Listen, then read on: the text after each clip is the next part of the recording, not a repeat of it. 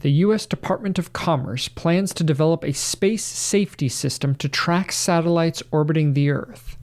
China plans to develop a fully reusable version of its Long March 9 rocket. And a recent study discovered that asteroid Phaethon has a sodium tail rather than a dust tail, as previously believed. This much and more in today's Space Brief.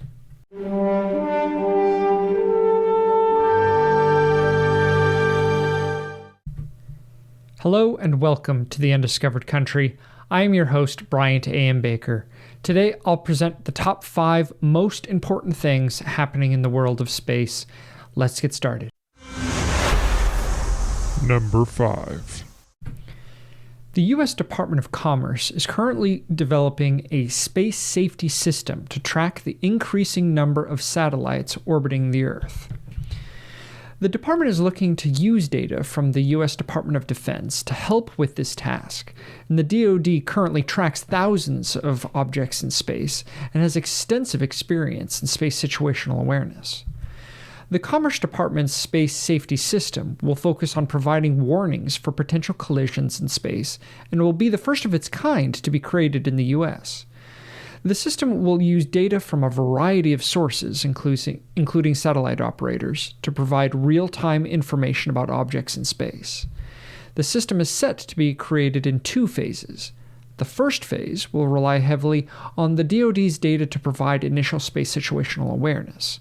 This will include information about objects in orbit, as well as data about the environment in space that could affect satellites.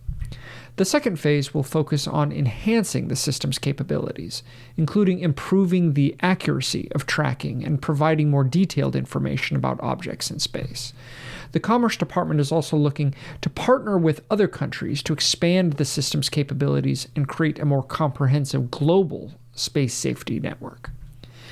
This space safety system is a significant step forward in improving space situational awareness and reducing the risk of collisions in space. With the increasing number of satellites being launched into orbit, it is essential to have a system in place to track these objects and provide warnings when necessary. By relying on the expertise of the DoD and partnering with other countries, the Commerce Department's space safety system is sure to make space a safer place for everyone. Number 4. China is planning to develop a fully reusable version of its Long March 9 rocket, which is expected to become one of the most powerful rockets in the world. The Long March 9 is set to be capable of carrying payloads of up to 140 metric tons into low Earth orbit, making it a key player in future missions to the Moon and beyond. The Long March 9 will have a 2-stage design, with both stages being reusable. This means that the rocket will be able to be used multiple times, greatly reducing the cost of spaceflight. The first stage will use liquid hydrogen and oxygen as fuel, while the second stage will use methane and oxygen.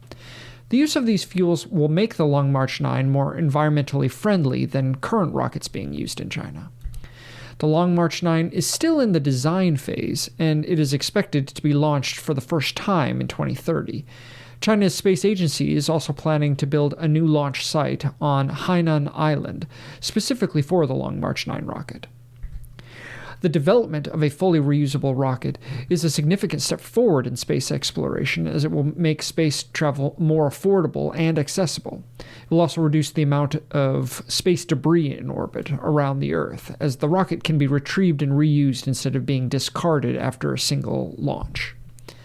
China's plans for the Long March 9 rocket show that they are committed to being a major player in the global space industry. The rocket's impressive capabilities and innovative design are sure to make it a key player in the future space missions, and it'll be interesting to observe the parallels as well as the differences between this upcoming Long March 9 and SpaceX's Starship. But one thing is clear is that the developments like these are a good sign for the use of space around the world. Number 3. A recent study has revealed that asteroid Phaethon is known for producing the Geminid meteor shower, has a sodium tail instead of a dust tail as previously believed. The data from the Zadko telescope in Western Australia has found that the tail was composed of sodium atoms that had been stripped from the asteroid's surface by the sun's intense radiation. Phaethon is an unusual asteroid, as it has a high elliptical orbit that takes it closer to the sun than any other named asteroid. As a result, it is subject to extremely high temperatures, which can cause the release of gases and dust from its surface. This has led scientists to believe that Phaethon has a dust tail similar to a comet. However, the new study suggests that the sodium tail is the result of the asteroid's interactions with the solar wind, a stream of charged particles that emanates from the sun. As the solar wind hits the asteroid, it strips away sodium atoms, which then form a tail behind the asteroid. The discovery of the sodium tail is significant because it provides new insights into the behavior of asteroids and how they interact with their environment. It also highlights the importance of studying asteroids in detail, as they can provide clues about the formation of our solar system and the conditions that exist during its early history.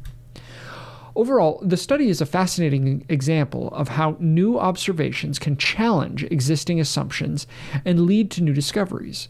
The sodium tail of Phaethon is a testament to the complex and dynamic nature of our solar system, and it is sure to inspire further research and exploration in the years to come.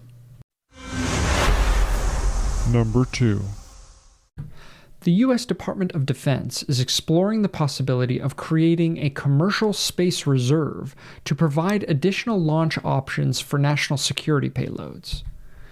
The reserve would consist of commercial launch providers who would be available to launch DoD payloads at short notice in case of any unforeseen issues with the primary launch vehicle.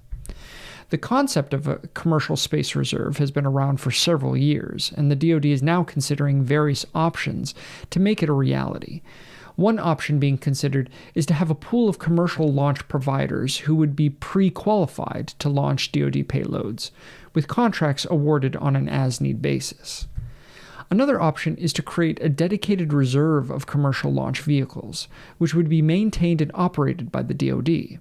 This would provide additional redundancy and flexibility for national security launches, but would require a significant investment in infrastructure and personnel. The DoD's interest in a commercial space reserve comes at a time when the commercial space industry is rapidly expanding, with more launch providers entering the market and offering innovative launch solutions. The DoD sees this as an opportunity to leverage this growth and innovation to enhance its own capabilities and ensure the continued security of the United States. Overall, the creation of a commercial space reserve would be a significant development in the U.S. national security space program. It would provide additional options for launching critical payloads, increase resiliency and redundancy, and potentially lower costs over the long term. However, it is still early days, and it remains to be seen how the DoD will move forward with this concept in the coming years. Number 1. Virgin Galactic's SpaceShip 2, named VSS Unity, completed its first flight in nearly 2 years on April 26th. The suborbital spaceplane took off from the Spaceport America in the facility in New Mexico. The flight lasted for just under 1 hour. The flight was the first since a tragic accident in 2019 that resulted in the death of a test pilot and caused significant damage to the vehicle. Since then, Virgin Galactic has made significant changes to the vehicle's design and testing procedures to enhance safety and reliability. During the flight, the VSS Unity reached a maximum altitude of 89 kilometers, which is 55 miles, and achieved a top speed of Mach 3. The flight also included a test of the vehicle's new in-flight communication system, which allows the crew to communicate more effectively during flight. This flight is a significant milestone for Virgin Galactic, which is aiming to become a leading provider of suborbital space tourism experiences. The company has already sold over 600 tickets for its space flights, which will provide customers with a few minutes of weightlessness and stunning views of Earth from space. Virgin Galactic faces competition in the space tourism market from Blue Origin and SpaceX, both of which also have suborbital or even orbital space vehicles. However, Virgin Galactic's focus on providing a premium, personalized experience for customers could set it apart from its competitors. The successful flight of SpaceShip 2 is a significant achievement for Virgin Galactic and a promising sign for the future of suborbital space tourism. And although I personally have never been a big believer in the scalability or promise of suborbital space tourism, as the company continues to test and refine its vehicle, I hope to see more exciting developments from the spaceflight innovator in the coming years. Thank you for joining me. Links to all the stories are in the description. The world of space law, policy, and business is changing every day. Keep ahead of all the most important things happening by watching the other recent episodes that I've put together for you. I would love to hear your thoughts on everything I talked about here today.